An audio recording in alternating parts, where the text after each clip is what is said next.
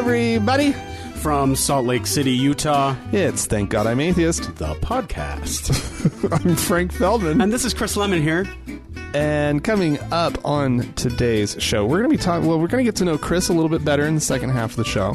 But we're also going to be talking about that nasty national motto of ours, "In God We Trust," and a recent, some recent observations that our guest host, Chris Lemon, has had. So welcome to the show, Chris. This is a first. Thanks, everybody. I'm so excited to be here. Yeah, Chris Lemon, for all of you out there, is one of my favorite people. Oh. Aww. Frank, that's a dear thing to say. Yeah. You sweet talker. We've known each other for years at this point. You're just blowing sunshine up my ass because I waived my podcast fee. About 15 years or so, Yeah. right? We've been friends. We've worked on a couple films together. And One time you made me go get a Snickers for you because you were so hungry while we were working on a film. You forced me. no, that was You we ordered we were me. at a film festival, and I was hungry. And apparently I was your assistant. Be that as it may. Yeah, so we'll be getting to all of that later on. But yeah, you've got a story to start us off with, right? Sure. Yeah, I was going over some. So I'm just looking through some stories today, and I'm a student up at the U currently, and so this one kind of, it kind of stood out to me. It's Okay. It comes from religionnews.com, Okay. and it talks about a study that was done over, I think, 75 to 78 different Christian universities and institutions of higher learning. Oh, dear God. Yeah. So the student press did this study, and it came I'm out. sure the findings are awesome. Oh, yeah. The findings came out on May 1st, so just Okay. recently. Okay.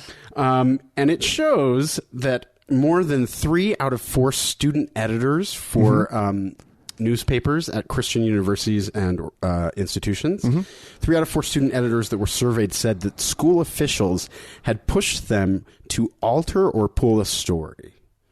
Really? So that means that a lot of information isn't getting out to student bodies. Yeah. Of just what's happening at campuses. And the study went on further to say that almost half of those student editors feel that they are being censored by someone who is not a student at at that organization. So it also went further, and it brings up questions, Frank, like, are these students getting an appropriate education? Well, no, they're at a Christian university. How could they? Oh my God. That just reminded me one time when I was working as a flight attendant. I was a jack of all trades. I've done a little bit of everything. Yeah. I was working as a flight attendant, and I was working with this one woman, and she had just finished her degree in biology. Okay. And I asked her where she went, and she told me some school that I'd never heard of. And I was like, oh, tell me about that school. And she told me it was an evangelical school. Oh, okay. And I said, but how did you...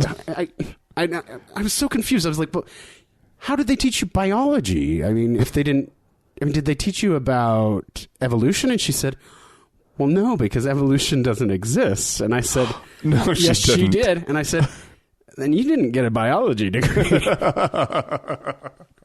But I digress. Anyway.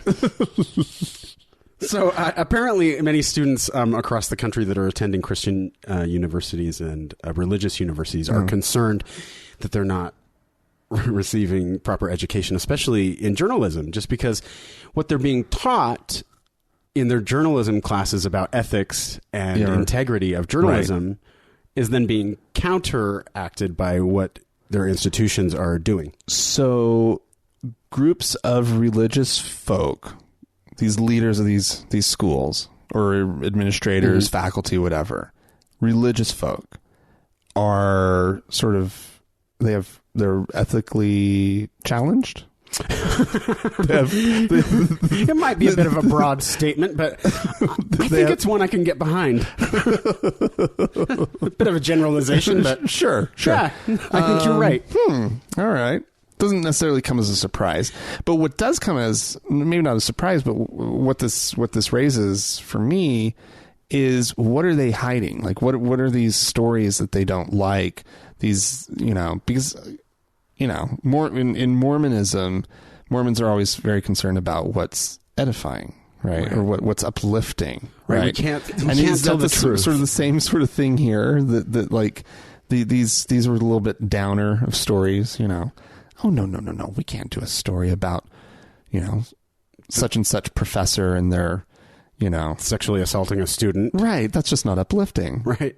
That seems like But those are important stories that need to be told on college campuses. Yes. Do you see what I'm saying? Right. So, but if you whitewash the whole the news that's getting out to the student body, you're creating this false idea of security, a false sense of security, and a false idea about what their campus life is actually like, and what the world is, because that's what a university is supposed to do. It's supposed to teach you about the world. Yes, exactly. So if more than 3/4 of student editors at these universities are saying they're being censored, that's an issue. That is, but it's completely legal because they're all private organizations. Right. Because if at the University of Utah, they can't censor the school paper. They could to some extent. Can they? According to the article, there is to some extent they can, but no, they really can't. Yeah. That's so illuminating, Chris. Please tell me more. I'd have to go about censorship. I'd have to go back into the article, but no, they can't. I'm so prepared to be on this podcast. No, you're doing great. Thank you. Thanks for being here, Chris. Just keeping the seat warm, Dan. Just keeping the seat warm. Hope you're enjoying wherever you're at. Yeah. Well, okay. Well, I'll move on. Is that okay? You did great, but let's move on. You don't even like my stories. That's it. I only brought one. Just kidding. Okay. Well, I'd like to move on to a story from Missouri. It'll come as probably no surprise to most people. Missouri is one of them red states. I don't think you're pronouncing it correctly. Missouri. Is that how the locals? They do say Missouri there. Do they? They do. Are you sure? Yes. Are we gonna get nasty emails? I could be wrong. Saying that no, we don't. I'll take the heat. No, I've been there, and they do say Missouri at least. Okay. Yeah. I'm sure some people say Missouri. There are cosmopolitan areas in Missouri. But anywho, I don't know that the focus of this story is necessarily from a very cosmopolitan area. I'm talking about one state representative, Tilla Hubricht. Attila? No, just Tilla. Attila? Tilla Hubricht, who has called pregnancy by rape God's silver lining. The fuck? Are you fucking serious? Yeah, I am. God's silver lining, end quote. Yes. God's silver lining. Apparently, Missouri right now, the state legislature is taking the first steps toward amending the state constitution to define fetuses' constitutional rights. They're trying to define unborn human children at every stage of biological development as having a protected right to life. So nobody could get an abortion ever? Essentially. She also doesn't like contraception, which I always find to be just such a contradiction, right? Like, let us prevent some abortions, right? That's what contraceptions are for. Right. For example, Planned Parenthood, which which everybody on the right fucking hates. Right. They actually prevent many more abortions than they provide, right? Exactly. For example. Yeah. I just don't get. I'm sorry to interrupt your story about Tilla. No, it's fine. How do people on the right not see, an ounce of prevention is worth, a pound of cure? I know. Anyway, sorry to interrupt. Keep going. Tell us more. Tell us more about this horrible person that thinks that rape is God's silver lining. Yeah. So here's a quote. It is not up to us to say no just because there was a rape. They cannot exist. the fetuses. Yes, actually, according to the Supreme Court, it is up to that woman. Sometimes bad things happen, horrible things, but sometimes God can give us a silver lining through the birth of a child. This is one of the every baby is just so precious and whatnot. No. Well, but also babies are horrible.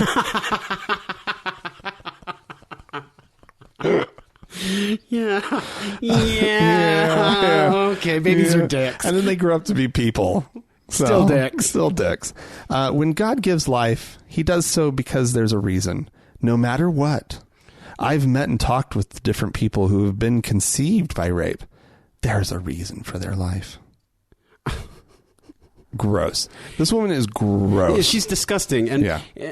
And just the absolute lack of sensitivity towards what a woman who has gone through rape is going through, and the trauma of the idea of just bringing a baby into the world from a rape. I can't even imagine. Yeah, no, I know. So this is, I mentioned that this is part of a process to get a constitutional amendment in front of the population. Like the people will have to vote on this. Yeah. But it has passed the House and it's moving on to the Senate. And it passed 110 to 37. So those Missouri policymakers are yeah. We'll see. This is one to watch. Yeah, you know what? We have to see what Isn't happens. Missouri over in right on the Mississippi? It is. We should put all 110 of them on a raft and just send them out to sea. There's a silver lining to that. Yeah. Maybe you could just have like, 'cause, like on the Mississippi, right? They have like the casino barges. The barges, yeah. Couldn't you just have an abortion barge? Well, but here's the thing: it's a moot point. Whatever Tilda Han Hubrecht says in Missouri, right? It's moot because abortion is legal in the United States. Yes, but they don't want it to be, and they're doing everything they can to limit women's rights to determine.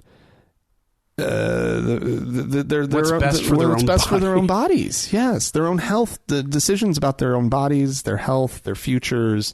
There's so much that's wrapped up into this one decision, and it's that woman's right. And you know what I would like to be focusing on, instead of focusing on not allowing these women that these rape survivors, not allowing them an abortion. Maybe we should be focusing on testing the rape kits and catching the fucking rapists.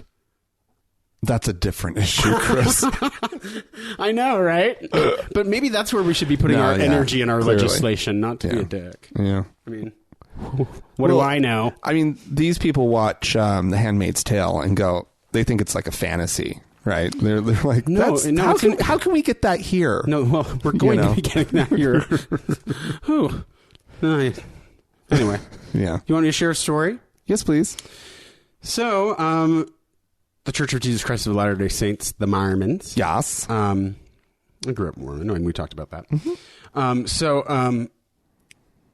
This last Tuesday, just a few days ago, they have decided that they are going to sever ties with the Boy Scouts of America. The Mormon Church has been linked with the Boy Scouts of America for the past 100 years. Yeah. So go ahead. It's been an important part of, young Mormons growing up, our experience. Puberty, adolescence. It's like I loved Scouts. It was a lot of fun. I did not love Scouts. We had a very different experience with Scouting. Yeah, well, I loved it. I loved the uniform. Ew. I loved the little sash with all the little merit badges on it. And the little pins and the neckerchief. Oh, the uniform. Oh, I got to tell a quick story real fast. Okay. So I'm just interjecting. So because I grew up Mormon, right? So I did Cub Scouts and Boy Scouts. There was one time in the second grade, I had Miss Olson, and it was after lunch, and she wouldn't let me go to the bathroom. Okay. And we had our desks in a U, right? So everybody could see everybody. We were just in a big U. Right. And I had to go to the bathroom, so I went up to Miss Olson, and I was like, Miss Olson, I've got to go to the bathroom. And she said, no, we just had lunch, so you can't go to the bathroom. So I asked her like 3 times. At least I was 8 years old. So I then went back to my chair, and I sat down, and I proceeded to pee my pants.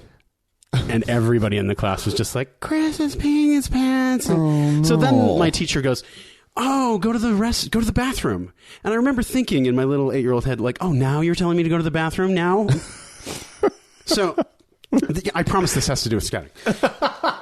So I was waiting, crying in the bathroom of my elementary school, and then I hear my mother's voice, Chris, calling to me. So I go out there, and she has brought me a change of clothes. And so she gives me my Cub Scout uniform. And she says, oh, no. You have den meeting after school, so I just figured you could change into this and go straight to den meeting. Do you know how fucking mortified I was to go back to my 2nd grade class in my Cub Scout uniform after I had pissed myself? And by the time I got back to my class, where my chair was, they had moved all the chairs to the side because they were having singing time. And where my chair, where my desk was, they had put a big carpet remnant. Because there was so much pee there. Just hiding your shame. So, and just the shame of having to wear my Cub Scout uniform. Oh, that's the worst. It was the worst. You weren't proud that you were a Cub Scout? No. You were a bear. So, needless to say, wasn't that one of them? Maybe. Cub. A weeblo. A weeblo. A weeblo. If that's not homoerotic. There was a wolf. Yeah, a bear. Wasn't that one of the... I don't know. Otter? An otter. What is this? What is this? Scruff? Which is a dating app for those who don't know. A gay dating app. So anyway, the Mormons have had this love affair with the Boy Scouts of America for 100 years. Yeah. Okay. They really venerate their values and qualities and whatever. So according to the Salt Lake Tribune today, the Utah-based Faith is creating its own programs for girls and boys according to its press release that came out on Tuesday. Okay. So it's to help them, and I quote, discover their eternal identity, build character and resilience, develop life skills, and fulfill their divine roles as daughters and sons of God. Only Mormons could figure out how to make growing up Mormon even more boring. It's going to be even shittier. I mean, the Boy Scouts, in my opinion, were pretty shitty. So appropriate activities will be determined by local leaders, families, and even the young people themselves to customize their efforts while providing service opportunities and activities, fostering healthy relationships, and supporting communities. Gross. So it will replace all existing activity programs for girls and boys, young women and young men. So yeah, they're getting rid of it completely and starting their own program. Frank, is it interesting to you at all that this is happening? It's almost like the timing of this is just a little weird. Oh? Well, just a couple of years ago, the Boy Scouts of America started allowing gay boys, gay young men to participate in activities and troops. Yeah. And then more recently, gay adults have been allowed to participate as leaders and guides for kids. Right. And even more recently, girls have been allowed. Uh-oh. Yeah. That was a step too far. That one. I don't know. I think it's all pretty interesting because the LDS Church more recently has doubled down with their kind of stance on gay people. There were a couple dog whistles that they let out at the last general conference. So it just seems to me like it's interesting that as the Boy Scouts is striving to be more inclusive, that the LDS Church is digging their heels in with their exclusivity. Right. So, I mean, that's, yeah. And they are. I find it actually kind of shocking on some level that they are, that they don't see the parallels with what's going on right now to when they were denying blacks the priesthood, for example, right? That they're digging in their heels.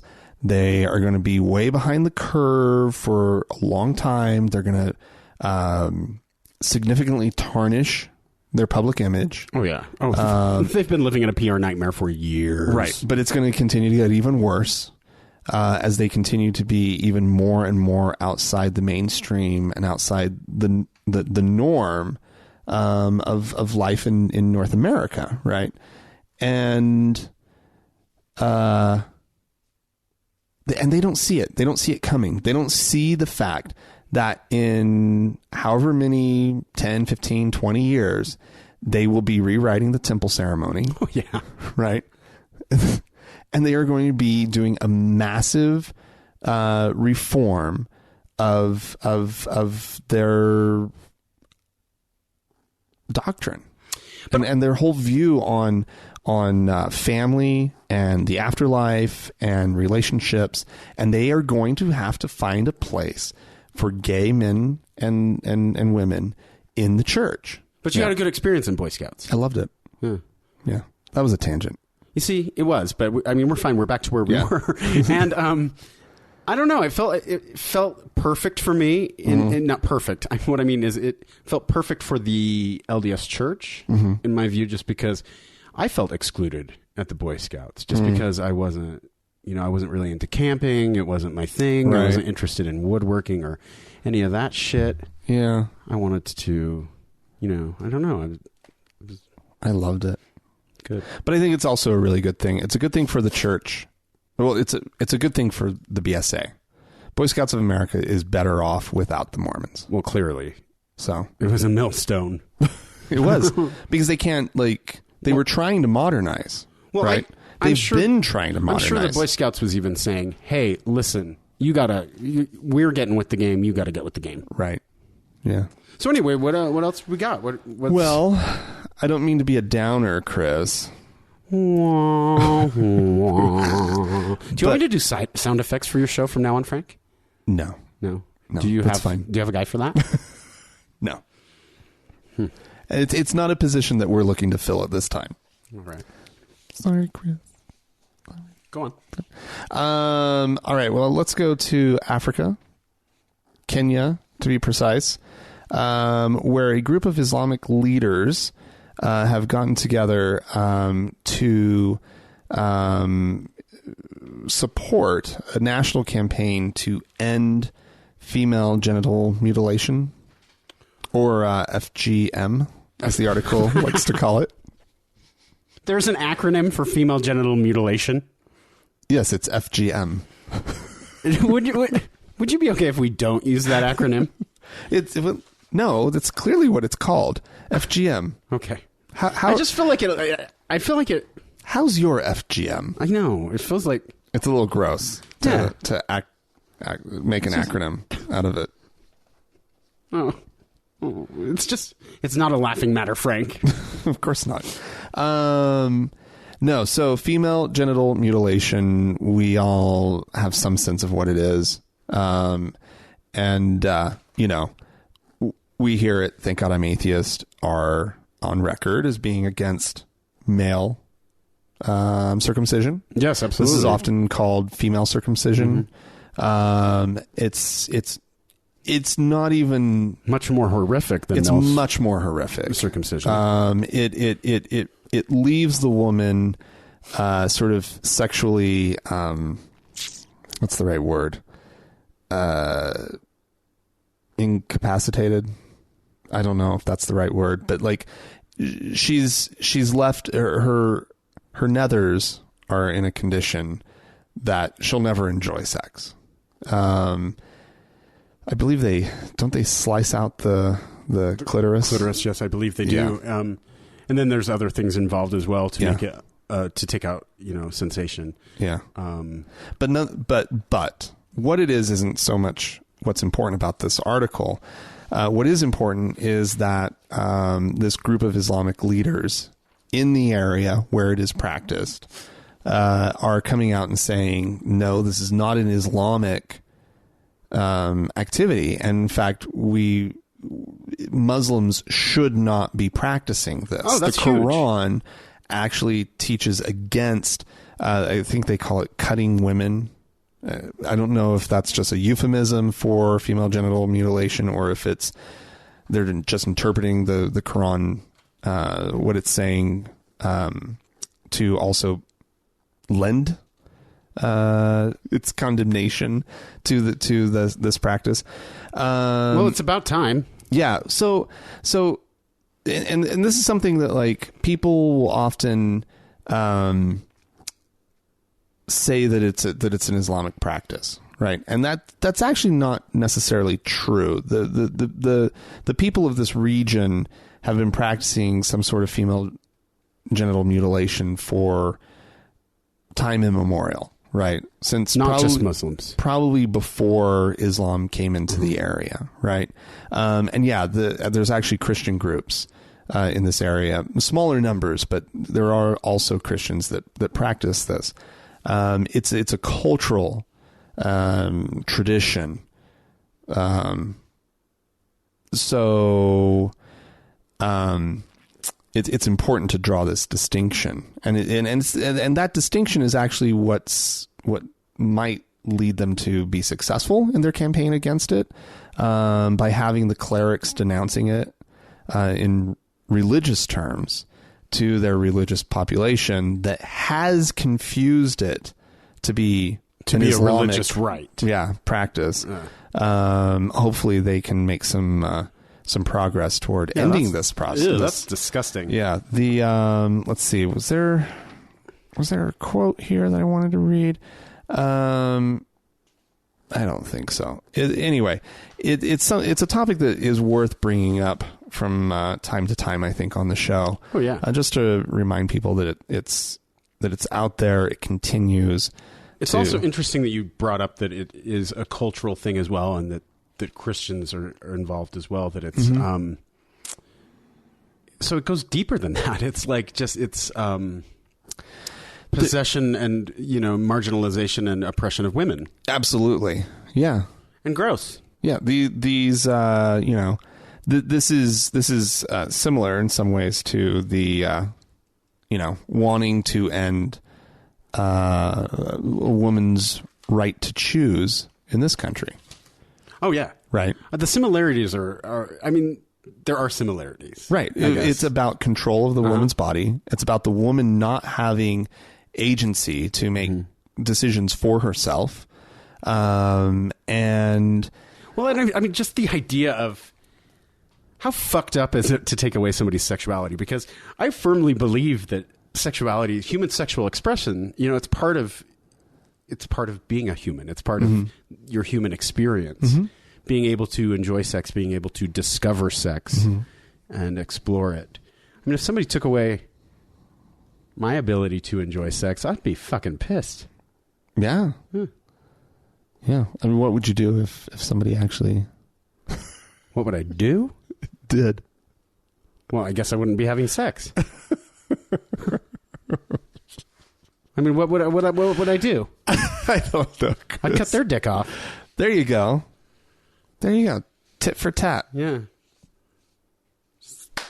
Clap it right off. So, well, yeah, but that's MGM. Yeah, not Metro Goldwyn Mayer, but male genital.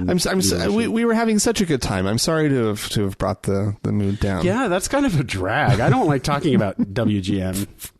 Wait, what? Am I saying it wrong? FGM. FGM. It's the worst. It's the worst thing. Yeah. Did you have anything else, or was that it? I do have one other story. Yeah. Okay. I mean, it's not as fun as what you just brought up. I mean, what could be? I don't think that we're going to have the hysterics. No. Yeah. But were you aware that last Thursday was the National Day of Prayer? Okay. No. Did you know? I don't pay attention to such things anymore, Chris. Well, that's part of my. But it's the National Day of Prayer. I know. I really should pay more attention. So it's an important time. Every year it comes. Yeah. Every year there's some praying. Just one day a year. Uh-huh. I wish it was one day a year. Well, it's probably the only day that President Trump prays. It's possible. Right? Yeah. So, well, anyway, this year was no different. But President Trump, Yeah. signed an executive order last Thursday declaring a religious liberty order. Okay? So he's ordering us to be religiously free? Yes, it's an executive This order. is what Yes. he's saying. He's creating... He's wasting his time to say that we are free. Because what's funny is that there's actually an amendment to the Constitution that actually provides... Yeah, but he doesn't know that. It's the First Amendment. He is unaware of that. It was Chris. the first one they did. So it's the most important. Well, I don't know if it's the most important, but it's the most important. Yeah, it's most. Yeah, it's the most Yeah. important. Okay, I'll go back. I mean, I'm not a lawyer, or I have not studied jurisprudence, but I do think the First Amendment is probably the most important. But at any rate, we already have that to protect people of faith, right? That they get to have that faith. So, on Thursday, President Trump, signed this order entitled The Establishment of a White House Faith and Opportunity Initiative. Okay. So he's creating a White House Faith and Opportunity Initiative. I just had to say it twice because it's so fucked up. So basically, there's going to be somebody that will be appointed. They haven't been appointed yet, but they will be an advisor of this organization. Okay. Of the Faith Opportunity Initiative. And if I go on into the article, the office will, according to President Trump, the office will help ensure that faith-based organizations have equal access to government funding and an equal right to exercise their deeply held beliefs, according to the Huffington Post. That is what Donald Trump said last Thursday. So, religious, like if it's an actively religious, group, that's whatever they're trying to get federal funding for, they don't deserve it. Well, I mean, right? They don't get it because our government doesn't fund religious activity. Right? Now, if you want to know why? Because it shows favoritism to one certain religion. If it's a group that is running a soup kitchen or a halfway house or something of the sort, and they keep the religion out of it, which of course these folks can't. They can't. That can't exist. But if let's just say they wanted to do some good in the world and not expect anything back for it, then I'd be fine with them, even though it's technically owned by a church, getting some federal, funding. But what about... But these lines cannot be crossed because we're all paying into this system, right? You, me, all the non-believers, we're paying into it as well. And we're 20% now. Well, the nuns are 20% of the population in this country, right? Like, we need some representation at this point. Yes. We need to get together because this week, I guess last week, there was there was a secular caucus or something that just formed in Congress. I saw something about it. I think Dan actually talked about it last week on the show. But it's this small little caucus in Congress, and I think there's one member of Congress who's actually come out and is on record as being a non-believer. One. That's crazy. Out of what is political suicide still. Well, to some extent. I honestly think that, that's going to start changing. Oh, it will. Soon, hopefully, because this is untenable. Well, maybe untenable is bullshit. This is unacceptable. Well, right? And Frank, they are not under attack. They are not losing anything. No, they are not under attack. We have been under attack for a very long time. They're the persecutor, right? And that is the fact, right? And so now they have to double down on and get more protection. Yeah, they already have protection. They already have it. And I mean, what gets me even further is to say, even your comment about the soup kitchens and whatnot getting funding.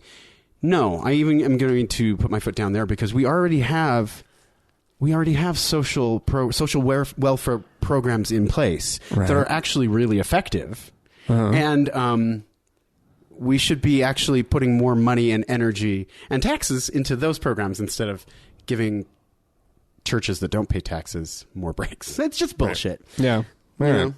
All right. Well, and I wanted to share one thing. Lambda Legal. An organization that I really stand behind. What do they do?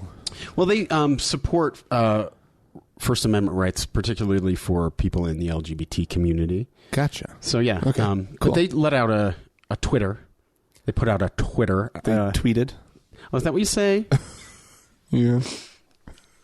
They twatted. It's probably more appropriate. They let out a tweet. That's how you let out a tweet these days.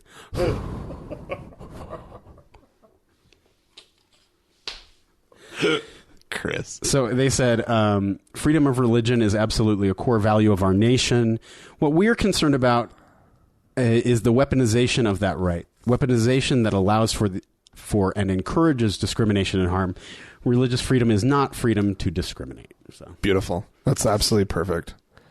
Well, all right. If any of you out there would like to join the conversation, maybe share some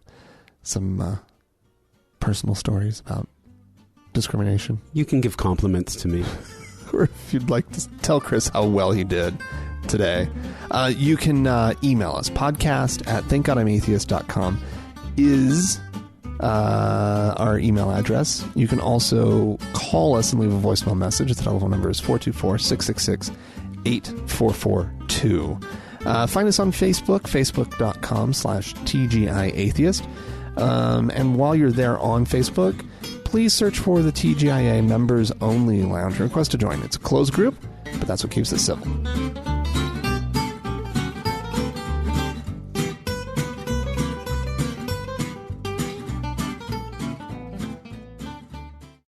Hey, Chris.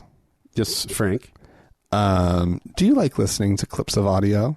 It's my favorite thing. Do you like douchebag Christian conservatives saying awful, horrifying things? Because I got one for you, if you like that. Yeah. Brian Fisher.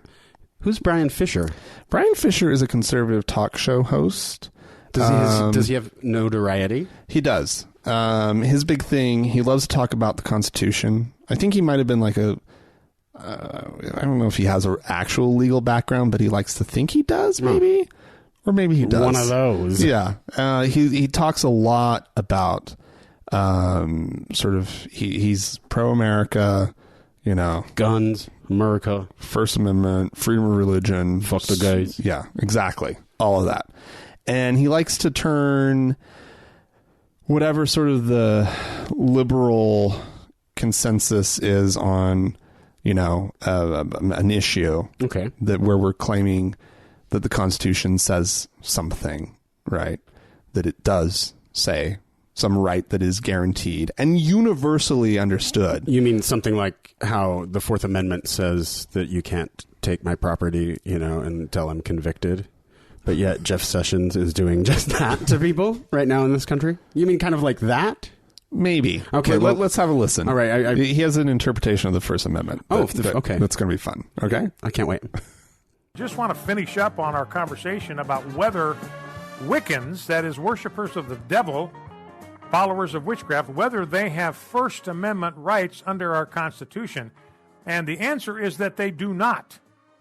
The blunt, simple, direct, straightforward answer is that Wiccans do not have First Amendment rights, nor do Muslims, nor do Jews, nor do Native Americans, nor do Rastafarians, nor do any practitioners of any other religion other than Christianity. Because Joseph, and again, I'm just quoting Joseph's story, so this is not my idea. I didn't come up with this idea. This is Joseph's story, the eminent historian of the First Amendment and the Constitution. Look what the Founding Fathers were driving at here in the First Amendment. They weren't even considering Islam. They weren't even considering Judaism. They weren't even considering Native American religions. All they were dealing with, all they were considering was Christianity. So whatever the First Amendment is about, whatever protections it extends in the federal Constitution, those were just for Christianity. So Christianity has First Amendment rights under the federal Constitution. No other religion does. Well, them's fighting words. Wow. Yeah. Yeah, nobody, Chris. They didn't have it in their mind, right? They were only thinking about Christians. Right. Well, and They weren't thinking about Rastafarians. that was a good one. And Wiccans, that was good, right? First of all, Wiccans, I don't think that they identified themselves as devil worshippers because I don't think that they worship. I mean, I just think that his definition of Wiccan is incorrect. Okay. Let me just focus on that first. Okay. All right. And how did I guess, and then throw Native Americans in there. Well, Native American faiths. Okay. Oh, because religious practice of Native Americans. You know, like Native Americans will claim that peyote, for example. Okay. That there should be an exemption for them to be able to take peyote as part of their spiritual experience. There should be an exemption for all of us to take peyote. Well, be that as it may, but they've argued that right, and they have that right. And he's saying, no, the founders were not thinking about Native Americans when they talked about freedom of religion. Were they? Because here's the question: like Native Americans, for example, did not get the right to vote or right to citizenship until 1924, I think. Really? Yes. You just have that fact? Yeah. Wow. I'm impressed. I mean, it's not funny, but anyway, this guy, what's his name? Brian Fisher. Brian Fisher. Mm-hmm. He sucks a fat schlong. I hate him. Yeah. And he's hateable. Yes. I don't get how I don't get where he kind of pulled this out of. Like, well, so I think this is all sort of this original intent argument that a lot of people have about the Constitution and the framers of the Constitution, that we should all be tied down by what their world was like in the 1700s. But also, that's kind of what's so cool about the Constitution and the Bill of Rights is that amendments, right? That the whole idea is that it's changeable. They built into this document that they want to seal up and keep, all nice and tidy in this like 18th century idea of whatever it was supposed to be. But the document itself explains and sets out a process whereby we can change it. Right. Any part of it is up for revision. Always. Right. I mean, that's the whole, that is what the United States government is. It's all about being able to change. It's in morphing and evolving. But, so all he's doing is he doesn't embrace that idea at all. That's because he's a racist. I mean, that's another thing that I need to focus on. That's another thing that I feel like I'm letting slide. He's a racist fucking turd. Oh, yeah. Yeah. Yeah, I mean... Brian Fisher, when he was talking about Wiccans, I was like, ha, ha, ha, ha. But then he said Jews and Native Americans, and I was like, fuck off, buddy. Brian Fisher does not pass my would I want him belonging to the same HOA test. You wouldn't invite him over for dinner or anything? No. This guy and I would be, going to blows at HOA meetings. So if you two were at the bar, what would you talk about? Like if you were playing darts or something, just you and... I forget it. I keep forgetting his name. Brian Fisher. I wish I could forget his name. I fucking refuse to remember this Dick Holt's name. I will not. No, but now I know it. Brian Fisher. But you know what? You know what a fissure is? What? It's a hemorrhoid that is like broken, right? Oh, shit. I think it's spelled differently. Well, yeah, no, yes, you're right. Brian broken hemorrhoid. Fisher. He's a popped hemorrhoid. It's fantastic. So, all right. and it's just, but where does he get this stuff? That's also the thing. Like, how are you so? I mean, we have a Supreme Court actually that reviews the Constitution on a weekly basis. They're right? wrong. They're wrong, Chris. Well, and then just think of not just the Supreme Court, but all the federal courts that. I mean, it's just absolutely insane that this one guy has the answer. Right, I know. And that I've never heard this stuff, but yet from him, he's right. He's right. He's right. Yeah. No, of course he is. He's a very famous and influential man. And it kind of just pisses me off anytime somebody says something like about Native Americans. I'm like, okay. Was that the one that pushed you too far? It did. I was just like, fuck you white asshole. Like as if the Native American, as if the indigenous population hasn't already endured enough. Like now they have to endure Brian Fisher. Now you're saying they can't even have their fucking peyote? Right.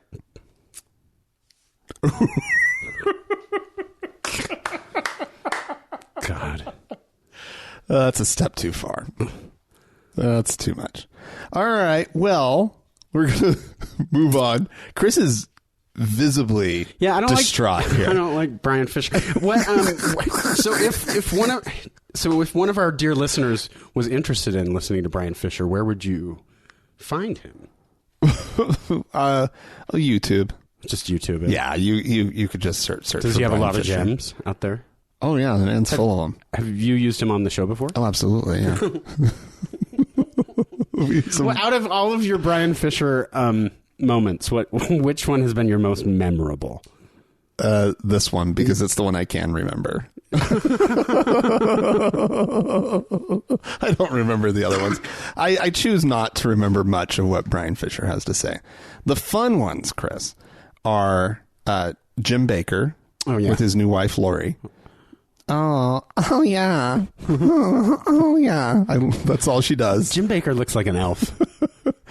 and then there's Jim Baker. Oh, Pat Robertson. No, I'm thinking Pat Robertson. Pat Robertson looks like an elf. Pat Robertson, he's the gift that keeps on giving, but he's so old now that he just... Like, it's going to be a sad day when he passes for Thank God I'm Atheist. Oh. Because we've had so much fun laughing at him. So much fodder, so much material. Yeah. But Brian Fisher comes around often enough. Yeah. And let's see. At this point in the show, normally we would be doing like emails and voicemails.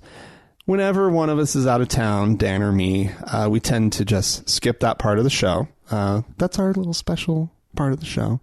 And I'll leave it to you. I mean, heaven forbid I intrude on something that's so tender and special to you and Dan. God, fuck off. Wow. Just kidding. Sorry, Chris. I just wanted to read the email. You are a guest here, Chris.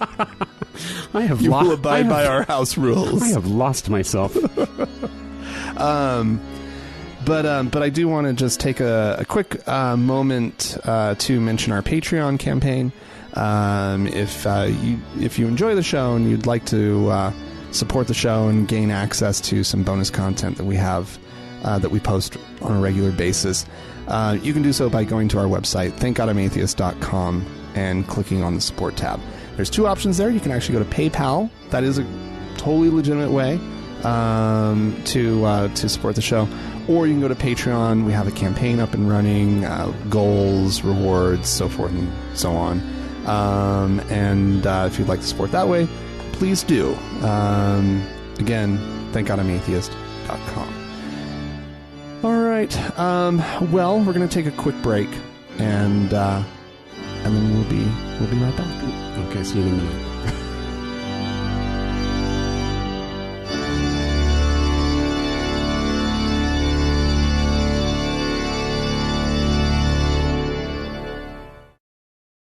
Chris. Frank.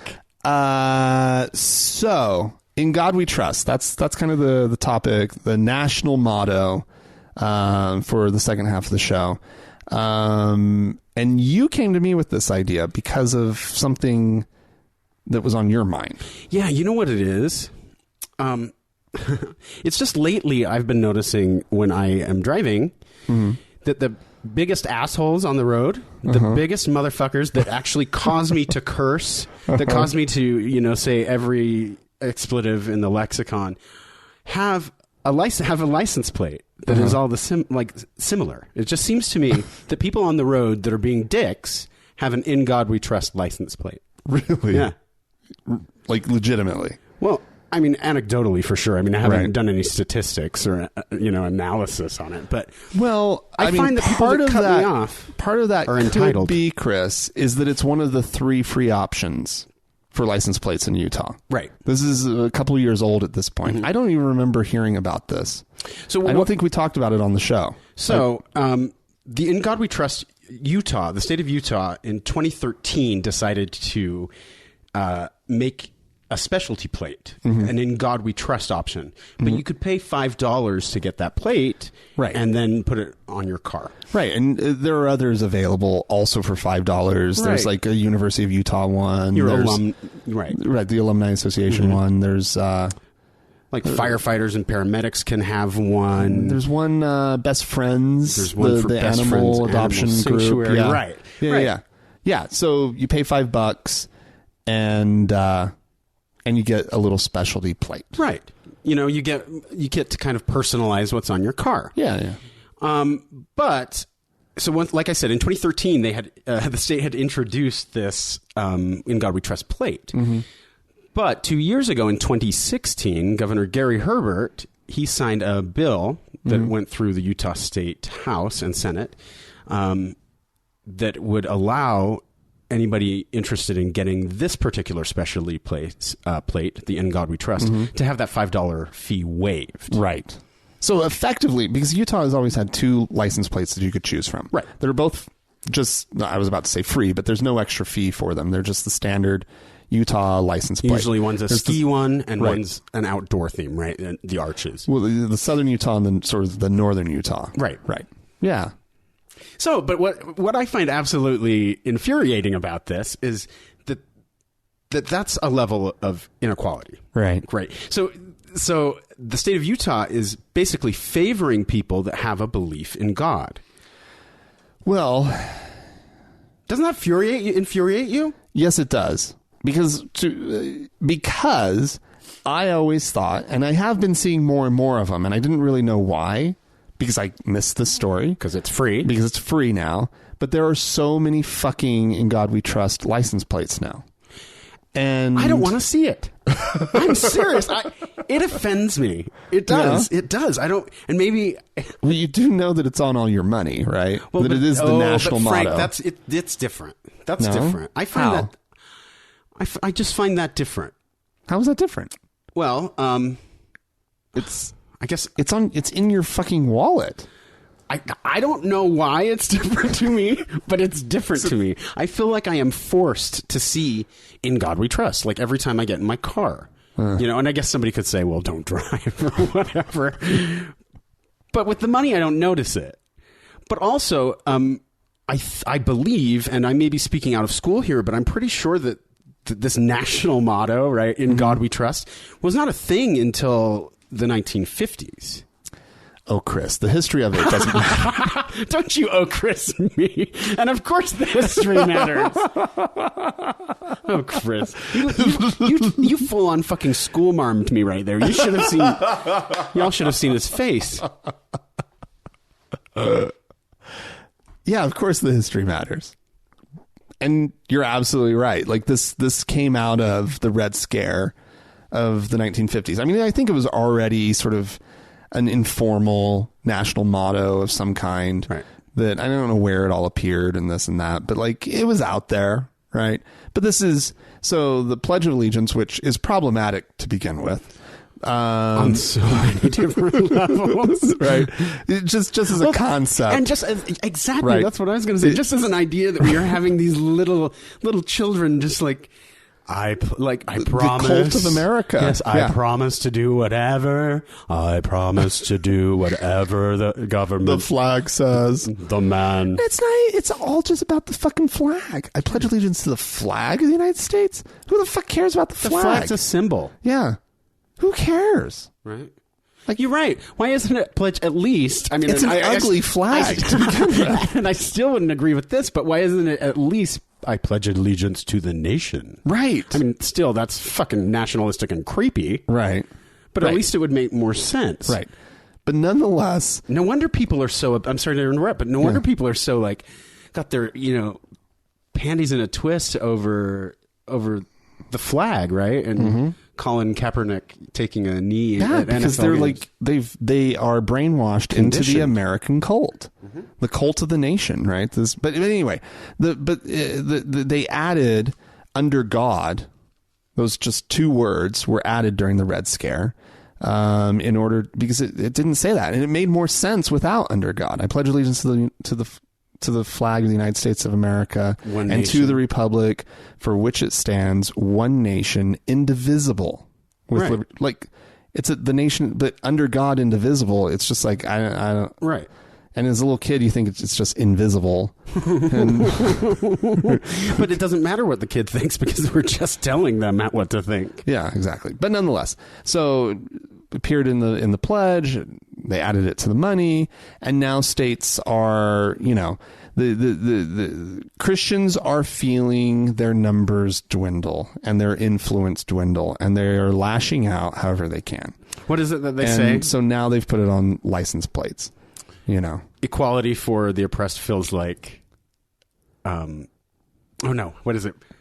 Oh shit, I'm ruining it. Equality for the privileged feels like oppression. No, it's equality for the marginalized feels like oppression for the privileged. That's what I'm trying to say. Oh, yeah. Yeah. That makes sense.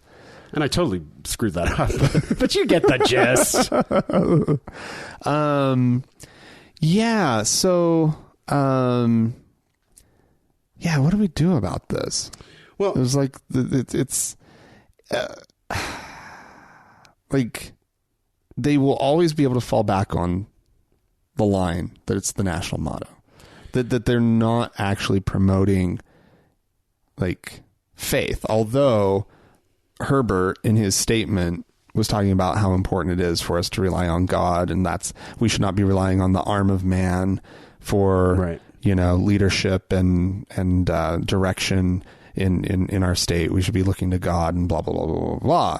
And it's like, whoa, that's fucking creepy. Yeah, it has no place in the national discourse, even though it is a part of the national discourse, and has no place in our city council meetings. right. And yet it's there, and it's infiltrated. It's everywhere. And so, but then it takes me to another issue. Like, so I'm going to the University of Utah. What if I want a University of Utah license plate? Why should I have to pay more money than somebody that wants an In God We Trust license plate? So because I value my education and my alma mater as much as somebody may value their faith, they're different values. Right. So why is one recognized by the government as being more worthwhile? I guess is my question. Their privileged position is all that matters to them, and showing off that privilege, right? I mean, it's disgusting, right? But that's what they do. I have nothing, correlation, causation. I have nothing to prove this, but if you have an In God We Trust license plate, you're a bad driver and probably an asshole. I said it. Yeah, That's my piece. that's your truth. This is my truth. Yes, I have been meaning to say it for a long time, and I'm really excited that I have a public platform that I can finally say that if you live in Utah, Well, why do you think that is, though? you know what? Do you have theories? I have theories. Okay. I think, first of all, people in Utah that are religious are probably most likely belong to one certain organization, and that could probably instill a feeling of entitlement or Entitlement to your lane. That's why they cut you off. don't you cut me off. Gosh darn it. I'm not gonna cuss anymore, Adam, No. because I see the In God We Trust and it shames me. So I'm No, oh you my should. heck! That's how Don't you cut me off. That's how you get to them. Oh my gosh! Yeah, I know. So what are your thoughts about it? I guess. I mean, it seems like such a kind of a petty issue, but I feel like it's more indicative of a culture, especially here in Utah. Well, like, again, until you pointed this out to me yesterday, right? I did not know that it was the same price. And so this is totally, completely news to me. And I find it a little infuriating. Because essentially you might as well just have a Christian cross or the Angel Moroni or whatever it is on that license plate. Mm-hmm. What's the difference? There is no difference, right? The "In God We Trust" sentiment is inappropriate as a national motto. Indeed. I mean, it just is. But then it brings up another issue. What about other organizations that would like to have a license plate that have been denied? Well, I mean, denied, I don't know that. But like, for example, I don't know if there's an LGBT license plate in Utah. I'm pretty sure there's not. I haven't seen one, at least. I haven't. And I know enough gay people. There would be so many. Oh, my God. They'd be all over the place. But you know what? They'd probably drive like assholes, too. Yeah. Just these kidding. stupid faggots. That was Frank. To all my gay brothers and sisters. or like "In Satan We Trust." Yeah. Well, I mean, we should petition I would pay $5 extra. I would pay $500 for an "In Satan We Trust." 500. I still don't think they'll let you do it because this is the state that wouldn't. Remember the state legislator who had to fight to get, what was it? There was some phrase that he wanted on his license plate, and they wouldn't give it to him, and he had to fight for it. And I can't remember what it was. Was it something like nasty? No, because remember, like, Chris Butters. Remember Chris Butters? I totally forgot about him. Referred to, I'm trying to remember the guy's name. LeVar Christensen? No, the gay one. Scott McCoy. Scott McCoy. Yeah, I remember him. So I think it was... He was really pasty.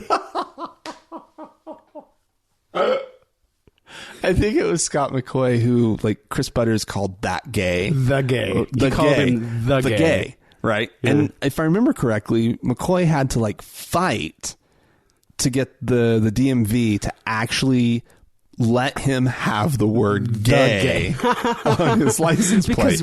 Because gay's offensive? Because it's offensive. Huh. Right?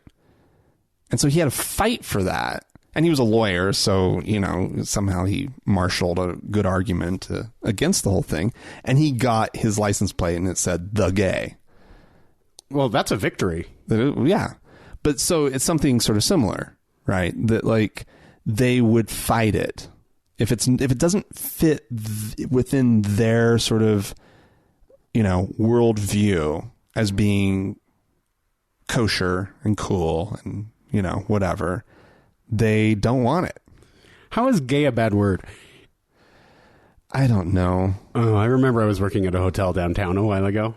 God, a long time ago. That was a long time ago. It was a long time ago. And the controller was this big Mormon dude, like 300-pound Mormon dude, who actually came out to me later and as a homosexual. Oh yeah, as a homosexual.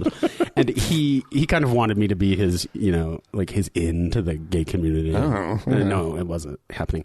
But I do remember, like, when he kept asking me about what it was like to be gay, but every time that he would say the word gay, he'd go, "So tell me about what it's like being gay." Like it would be a whisper. Because you don't want anybody to hear. I don't know, just because you can't say it, like, right? Well, and it's like those times that, I went to my parents' house and they introduced my boyfriend as my special friend or oh my God, friend, Yeah. That's awful. Why can't they just accept it? It just is what it is. Well, and I'm saying this about your family when my family would be horrifying. But no, minus my sister. There's something to be said about, and it's not just my family. It's it's religious families across the world. Right. It's just, I think religion in a lot of ways. Like if we don't talk about it, like if we pretend that it doesn't exist, then it doesn't exist. Right. Even just recently here in Utah, up until this year, you couldn't teach homosexuality. No, yeah. You couldn't even say that in high school, in a public high school, you couldn't say that Oscar Wilde was gay, right? Right. It was the no promo homo Right. law. I mean, and how do you talk about Oscar Wilde without talking about his sexuality? Right. You know? And so that's a huge influence. And Utah's interesting. We are the second most, our legislature, our policymakers are the second most religious in the nation. I think second most to Mississippi. Oh, Mississippi. But ours sure. is different because most of ours belong to the same religion. 91% of Utah's policymakers are LDS. 91%. That's horrifying. Well, that's awful because that doesn't represent the state No, it doesn't. in any way. Especially Salt Lake City. Well, right. But like what? It's about 60% now are active Mormons or Mormons at all No, I don't think so. I don't think it's that high. in the whole state. I think it's about 50-50. 50-50 at this point? Well, even worse. I don't even then. think it could be that high, honestly, for active Mormons. I think Maybe not active, I think but they're for dipping Mormon, right? It's got to be in that number somewhere. And why do they call it active? Isn't that like so offensive? Like you're an active member or you're an inactive member. Less active. Oh, Do you remember yeah, when they you're got all right. PC about it? Yes, it's less active. No, they're not inactive. I love when they're they get less active. I love their terms that they make up. Yeah. Same-sex attracted. That one, that's a gem. Same-sex attracted. No, the real gem was the rape one. The non-consensual. Non-consensual immorality. Yeah.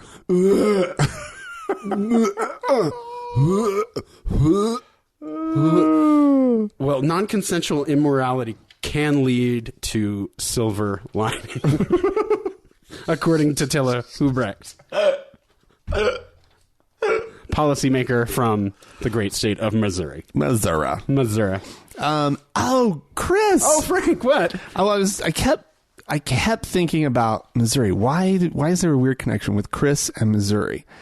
Because, and listeners of the show will know, because we actually played Rapture Watch.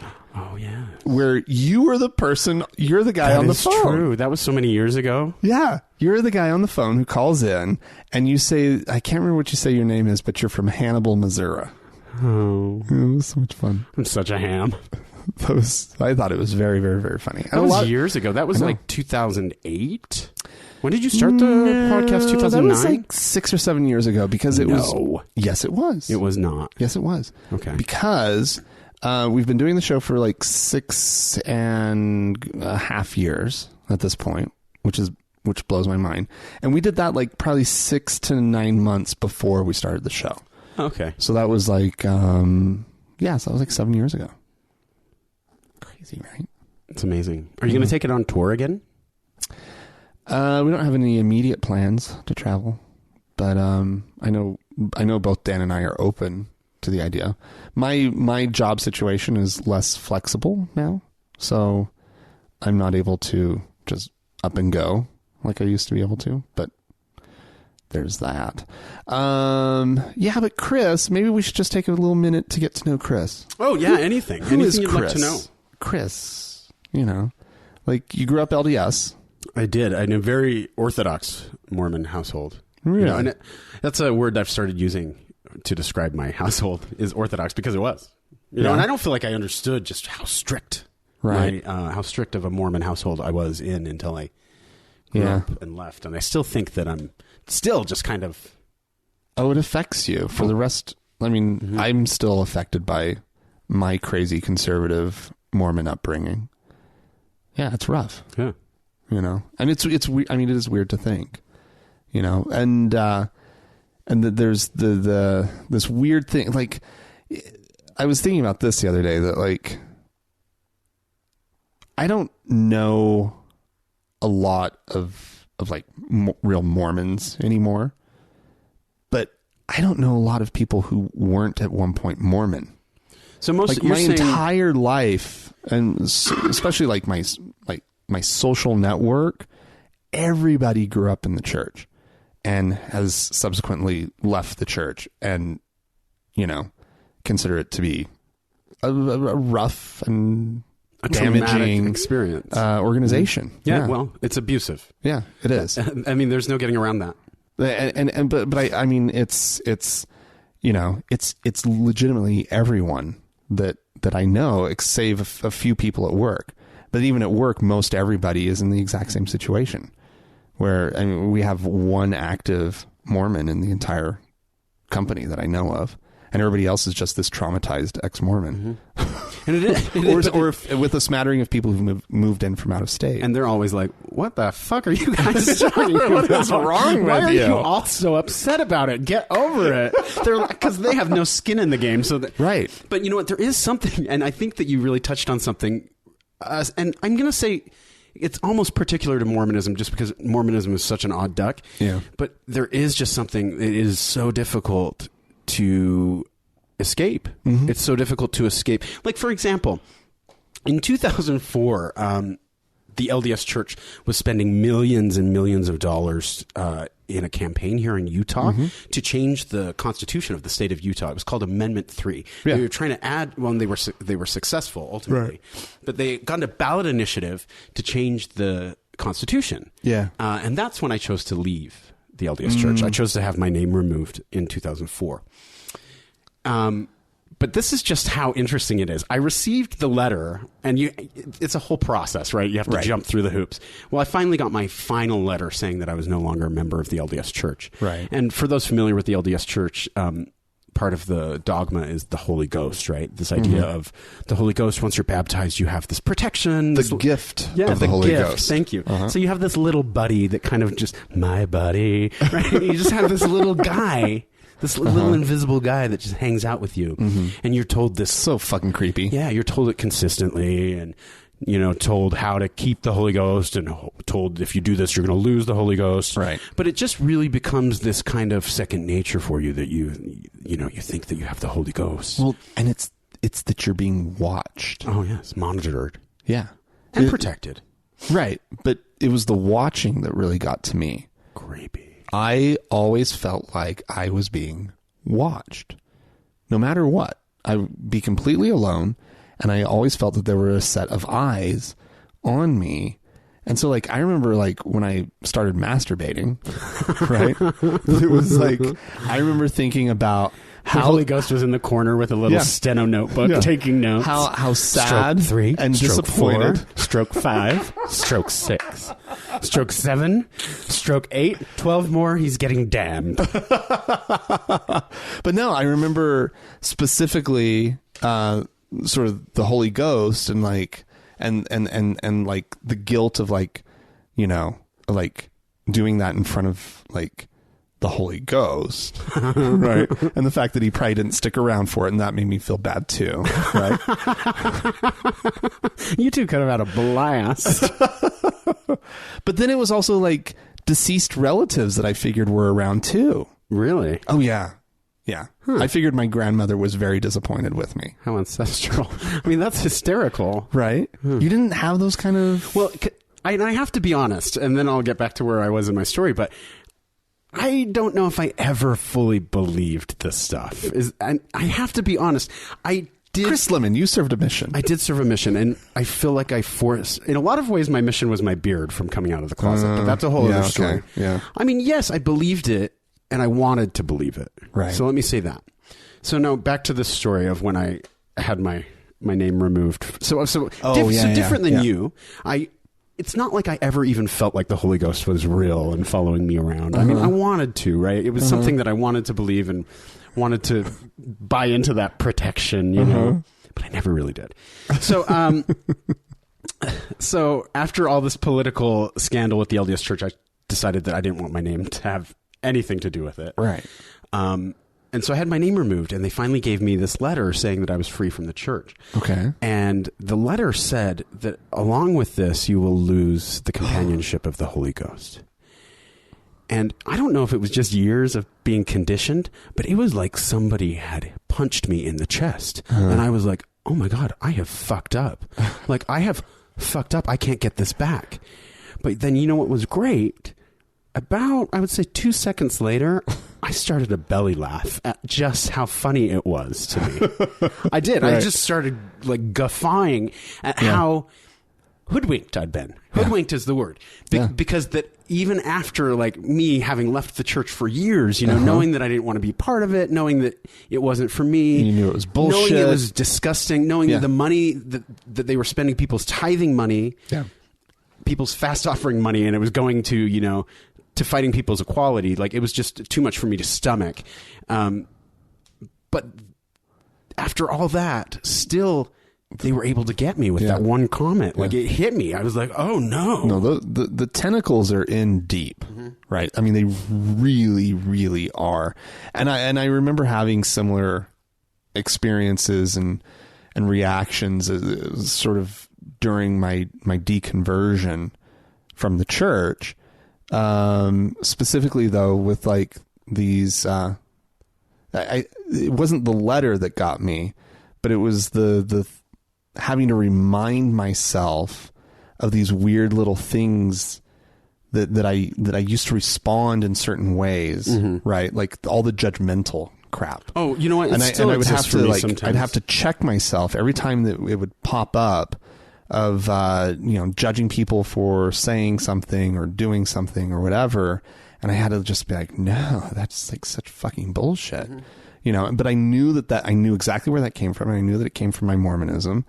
And, because, you know, you're taught and conditioned from a little child to fucking judge everyone. Everything, everyone. Yeah. The condition of someone's home, like, oh yeah, everything. Yeah. Everything is judged. And from, yeah, because a clean home oh yes, is what you're supposed to be striving for. I still do that one, pretty much. Your house is clean. Yeah, it looks great in here. Yeah, thanks. Anyway, so what else do you want to know about me? We served a mission in Italy. I was up in northern Italy. My mission was actually kind of a blast. I mean, I wasn't a bad missionary. It's not like I did drugs and smoked cigarettes or anything or had sex with people, but I didn't really. I just kind of did what I wanted and slept in and went sightseeing a lot. I went sightseeing a lot. I didn't do the sleeping in. I usually had companions. We would sleep in a little, but we were out of the apartment by 9:30. We did that thing. I was senior companion by 6 months, so it was kind of great. So you'd condition these younger missionaries to do it your way. Yeah. Well, that's nice. That's good of you. Yeah, the mission. I've been having some weird stuff about my mission lately. Go on. Well, it's kind of like I used to always have the stance of, you know what? I got to go see an amazing country and live there for 2 years. And I learned a foreign language and I got exposed to a different way of life. And I got to see a place at a resolution that is a tourist or, just traveling through whatever. You would never get to see a place. You had access. Yeah. And you really, you see it in an entirely different light, an entirely different way because of that experience. And I treasure that. I still do. But I used to allow that to, on sort of tipping of the scales, to justify the waste of those 2 years. But and also, let's look at what happens and what they do to young men and young women who choose to go on LDS missions at such a young age, 19. That's so young. Yeah. It's 18 now. Well, and they subject them to these rules that are insane. Yeah. The life you lead. And you somehow forget that you actually have choices. As a missionary, you forget that, no, I actually can sleep in, or I can do this, or... No, this is an important part of what they're trying to set up for the rest of your life. That you just trust your priesthood leadership, no question, and that you do what they tell you. Ew. Right? I mean, and you've already learned that, that as a kid growing up in the church, but those 2 years on a mission are what solidify it. Do you know what? And that is what fully indoctrinates you into the cult. So you know how you are encouraged as a missionary to keep track of a diary. Oh yeah. A mission journal. A couple months ago, I fished mine out. Did you really? And my photos, right? Yeah. And I kind of thought it would be a fun experience. It was not. It was the exact opposite. Really? Oh yeah, it was horrible. Did you keep a detailed journal? Yeah, I did pretty well. I wrote a couple times a week. Okay. Over 2 years, but reading those and seeing just literally how unhappy I was and just what a lie I was living. Yeah. You know, and all of the journal entries about this testimony that I was trying to create, you know, this fake testimony, really. Yeah, I know. It was fake because I knew I was gay. I knew I wanted to have sex with dudes. Right. And I knew that really this mission was just kind of buying time. You know, I was, you know, that's really what it was for me. And, you know, here's another thing. I think I kind of figured out why religion is bullshit, especially, I'm just going to say Mormonism, for example. Because I'm gay. So I want to have butt sex. Right. That's what I want. Right. Right? I want it. So, but they say that, you know, gay people can't have butt sex on earth, right? Nor in heaven. It's not like they're ever going to go to heaven and get to have butt sex. But so what you're telling me is if I'm good, according to them, and I put off what I really want, which is butt sex, then I'll get into heaven, the celestial kingdom, where I'll never, ever be able to have butt sex, which is what I really want. So I guess it's a lose-lose, Mormonism. I guess I just don't understand. So when do I get to have the butt sex? No, I'm serious. No, you'll stop wanting the butt sex. No, Chris. because they also say, Mormons also say, like, addicts who, like, want, like, my mom even, I remember saying this to me. She goes, people that smoke will want to smoke. But they won't be able They to won't get be it. able to because it's like prison. Yeah. You won't have cigarettes. Right. They're a hot commodity in heaven. Yeah. So I mean, I think that I found the flaw in the logic here. And it all comes back to butt sex. That's the flaw. Well, it's, you know, I don't know. Yeah. Well, I'm glad that helped you out. Butt sex? No, to get out. Well, I mean, there were to. several reasons that I knew that I needed to get out. But what was interesting, I left the church and came out of the closet the same day. And a lot of people don't have that experience, but to me, it was easy to let go of the church. As soon as I was able to say out loud, I'm a gay man. Yeah.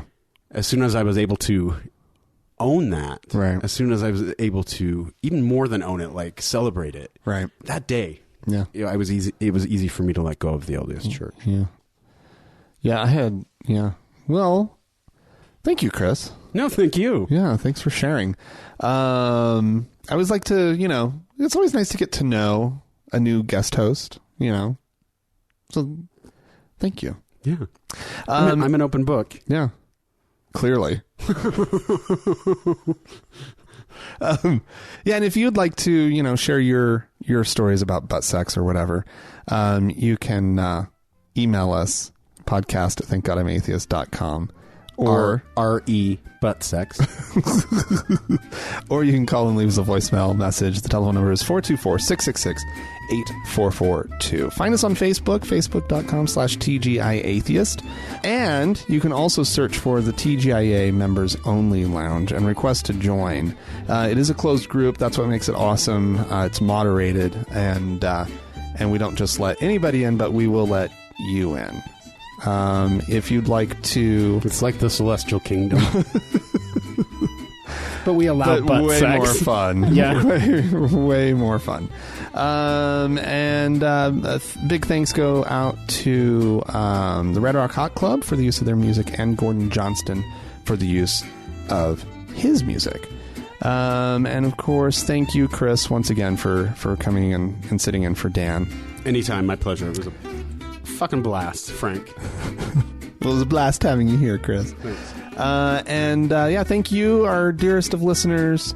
for listening, and we will be back next week with Dan and all of your emails and voicemails, and yeah, thanks so much. Thanks for listening.